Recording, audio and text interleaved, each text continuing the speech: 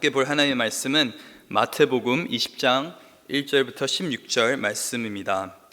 천국은 마치 품꾼을 얻어 포도원에 보내려고 이른 아침 나간 집 주인 같으니 그가 하루 한 데나리온씩 품꾼들과 약속하여 보고 또 제3시에 나가 보니 장터에 놀고 서 있는 사람들이 또 있는지라 그들에게 이르되 너희도 포도원에 들어가라 내가 너희에게 상당하게 주리라 하니 그들이 가고 제6시와 제9시에 또 나가 그와 같이 하고 제11시에도 나가 보니 서 있는 사람들이 또 있는지라 이르되 너희는 어찌하여 종일토록 놀고 여기 서 있느냐 이르되 우리를 품꾼으로 쓰는 이가 없음이니이다 이르되 너희도 포도원에 들어가라 하니라.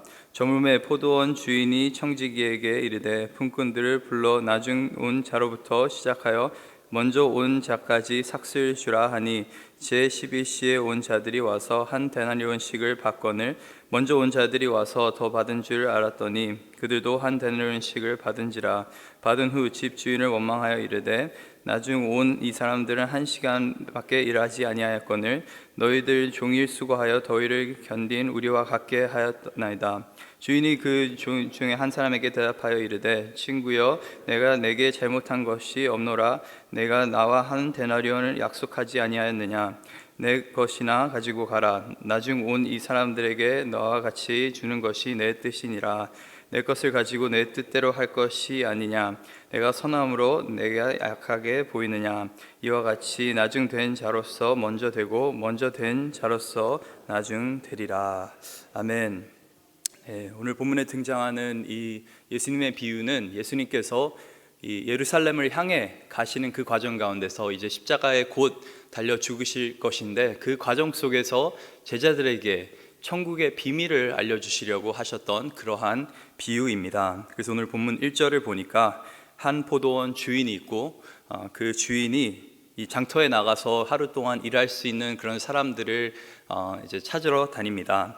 일용직들을 어떻게 보면은 찾으러 가는 것이죠. 그래서 아침 일찍 새벽부터 나가서 부지런하게 이 주인은 일할 수 있는 품꾼들을 그렇게 찾고 또 이 일용직들에게 한 데나리온이라는 임금을 약속하고 그렇게 계약을 체결하게 됩니다. 그래서 이 노동자들은 거기에 대해서 이게 합당한 가격이라 생각하고 오케이라는 사인을 주면서 이제 아침 일찍부터 포도원에 들어가서 일을 하러 갑니다.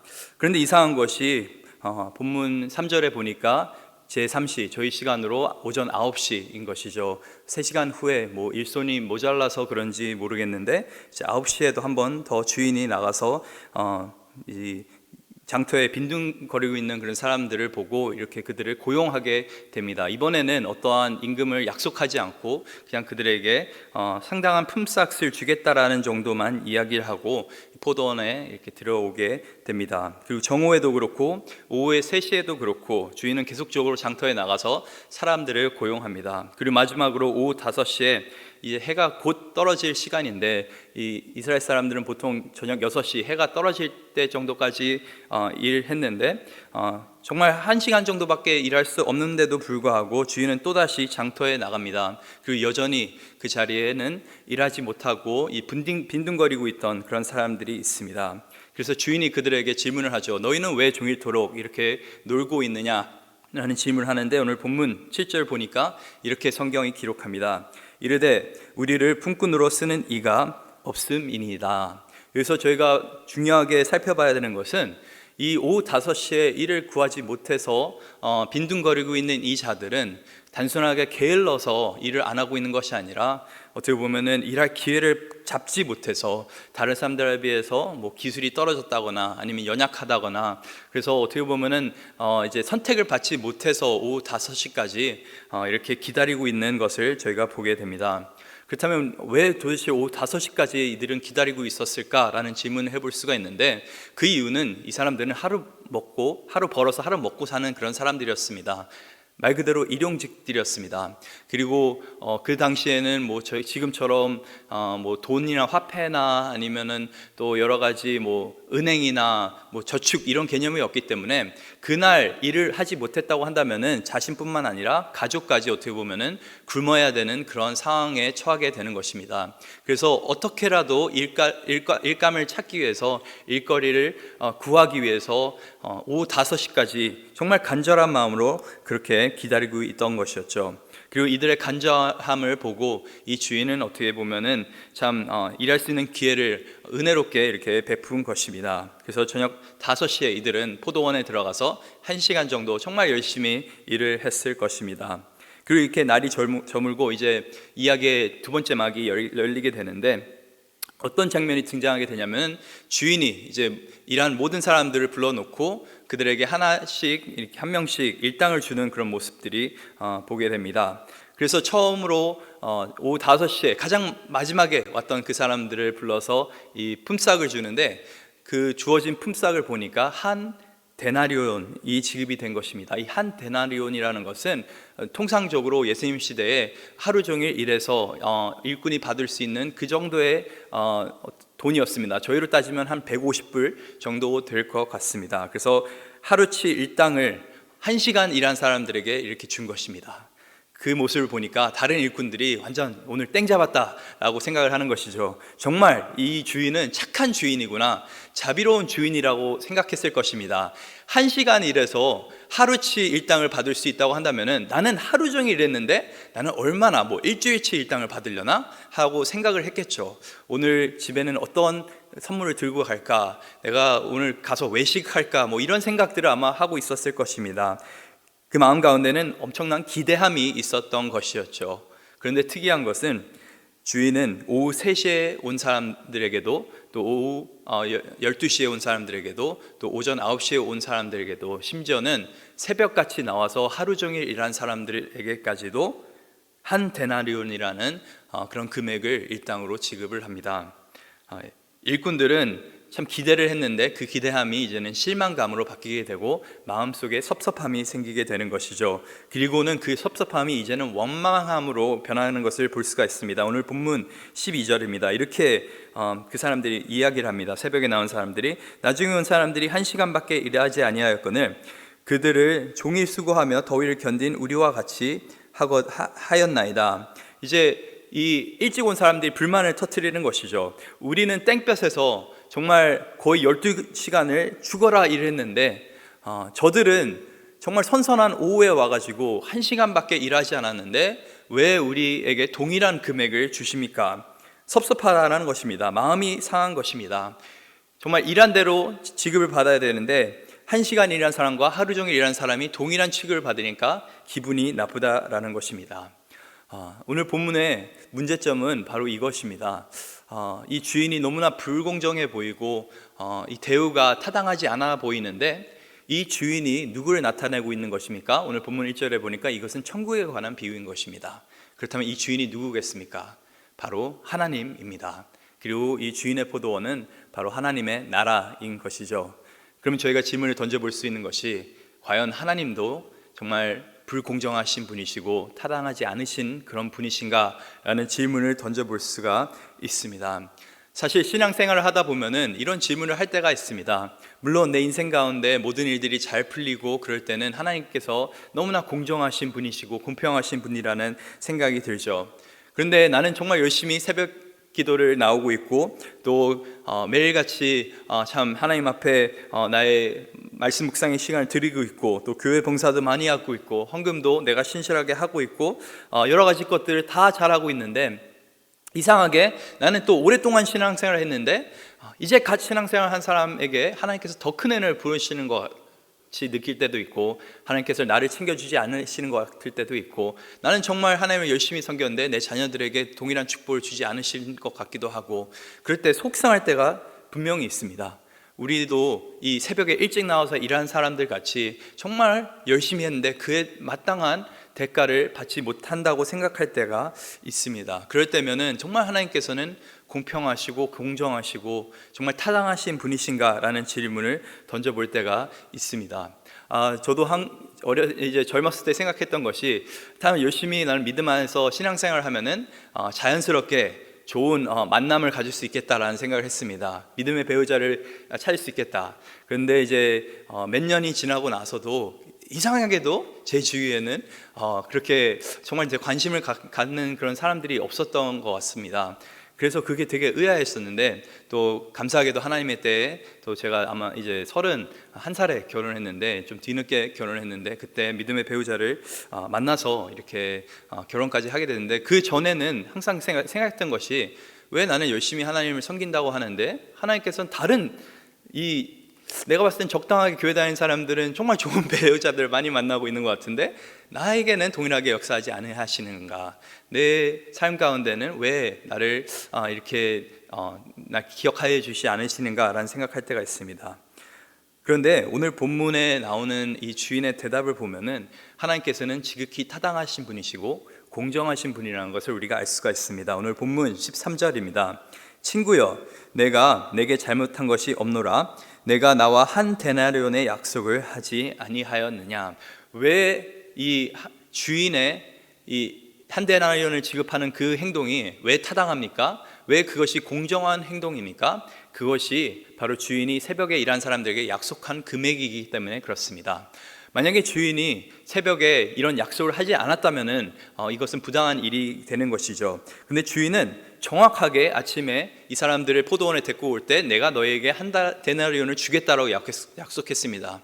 그리고 이들에게 정말 부당하게 일을 더 시키거나 아니면 임금을 덜 주거나 하지 않았습니다. 정확하게 적당한 그런 양의 대가를 이들에게 지불한 것이죠.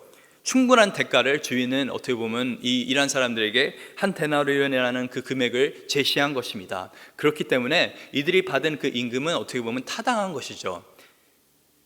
이 하나님의 공평함을 우리가 생각할 때는 먼저 하나님께서 어떻게 우리 가운데 어떤 약속들을 하셨는가를 생각해 볼 필요가 있고, 그 약속들을 과연 지키시는가라는 생각을 해 볼 필요가 있습니다.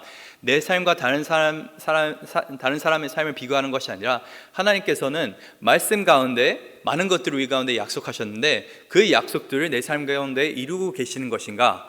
정말 하나님께서는 신실하게 약속하신 그대로 나를 구원해 주시고 성화의 과정으로 나를 예수 그리스도에 닮게 하고 계시고 또 믿음 안에서 나를 살아갈 수 있게 돕고 계시는가? 말씀에 빗대어 본다면 하나님께서는 그 말씀을 다 이루고 계신다는 것을 아마 발견하실 수가 있습니다. 하나님께서는 그 약속 그대로 아브라함에게 아들을 약속하셨고 그 약속을 이루셨습니다. 다윗에게 기름을 부으셨고 결국에는 다윗에게 그 왕의 자리를 주었습니다. 또 이스라엘 자손들이 믿음의 길을 가지 못하고 있었을 때는 분명하게 너희 가운데 심판이 있을 거라고 말씀하셨고 또 그 말씀 그대로 약속 그대로 이방 나라를 들어 쓰셔서 그 자신의 백성들을 심판하시는 분이 바로 하나님이십니다.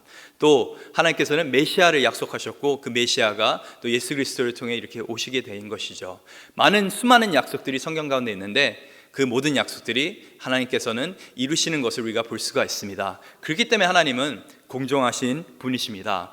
헛되게 하나님께서는 절대 약속하지 않으십니다. 하나님께서 불공정하다고 느껴지는 그 이유는 바로 하나님께서 불의해서가 아니라 하나님께서 너무 자비로워서 그렇다는 것을 오늘 본문을 통해서 볼 수가 있습니다. 오늘 본문 14절과 15절입니다.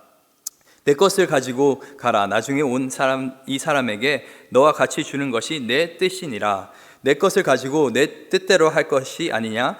내가 선함으로 내가 악하게 보느냐. 마지막에 하나님께서 말씀하시는 것이 너희가 나를 악하게 보는 그 이유는 내가 너무 선해서 그렇다. 내가 너무 자비로워서 그렇다라는 것입니다. 아침만 하더라도 자신에게 일감을 주는 이 주인에 대해 아마 이 일꾼들은 굉장히 감사했을 것입니다. 고마워했을 것입니다. 그래서 그에 대해서 열심히 했겠죠. 그런데 이들의 마음이 언제 변하게 됩니까? 바로 다른 사람들이 받는 그 자비를 보고 이 사람들은 속상해서 어떻게 보면은 이제 하나님께 불만을 품는 그런 모습들을 보게 됩니다. 저희 인생 가운데도 동일합니다. 다른 사람과 우리의 삶을 비교하다 보면은 우리 가운데 사라지는 것이 바로 감사인 것입니다. 우리 자녀들을 보더라도 그런데 저희 아이들이 2명이 있는데 어떤 때는 큰 아이가 이제 더 음식을 많이 먹기 때문에 작은 아이에게 먼저 과자를 하나 주고 또 그 다음에 큰 아이에게 과자를 2개 줍니다. 작은 아이가 과자를 받았을 때는 너무나 좋아하죠.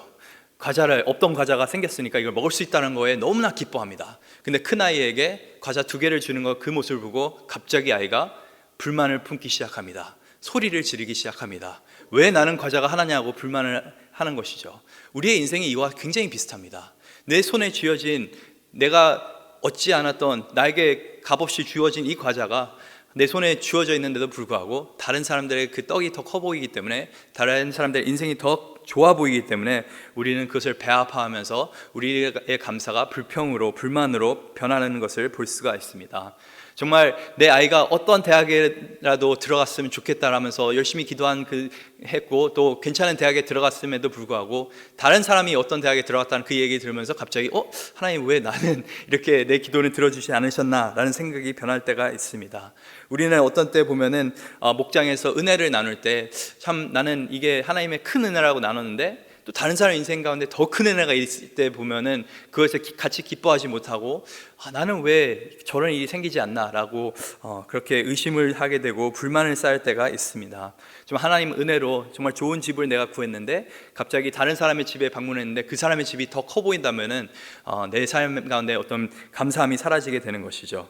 그래서 불평과 불만은 하나님의 그 일하심을 우리가 보지 못할 때, 특히 다른 사람들과 나의 인생을 비교할 때 그것이 나타나는 것입니다. 하나님께서는 충분한 은혜를 우리 삶 가운데 허락하셨습니다. 이미 예수 그리스도 안에서 우리 가운데 우리가 갚을 수 없는 그런 놀라운 은혜를 허락하셨습니다. 그래서 하나님께서 일하시는 것들에 대해서는 우리가 정말 항상 감사하면서 우리가 받아들여야 되는 것입니다. 다른 사람들에게 더 큰 은혜를 부으셨다면 그것에 더 우리가 기뻐하면서 함께 기뻐할 수 있어야 되는 줄 믿습니다. 하나님의 나라는 일한 만큼 받는 그런 사회와 같은, 회사와 같은 곳이 아닙니다. 실력과 경쟁으로 차지하는 그런 곳이 아닙니다. 하나님께서 오늘 본문 통해서 말씀하시는 것은 하나님의 나라는 은혜로 다스려지는 나라라고 하는 것입니다. 우리 삶 가운데도 놀라운 은혜가 임하는 것이고 다른 삶 가운데서에도 놀라운 은혜가 임하는 것이라는 것입니다. 그래서 우리는 다른 사람의 삶을 보면서 배아파할 필요도 없고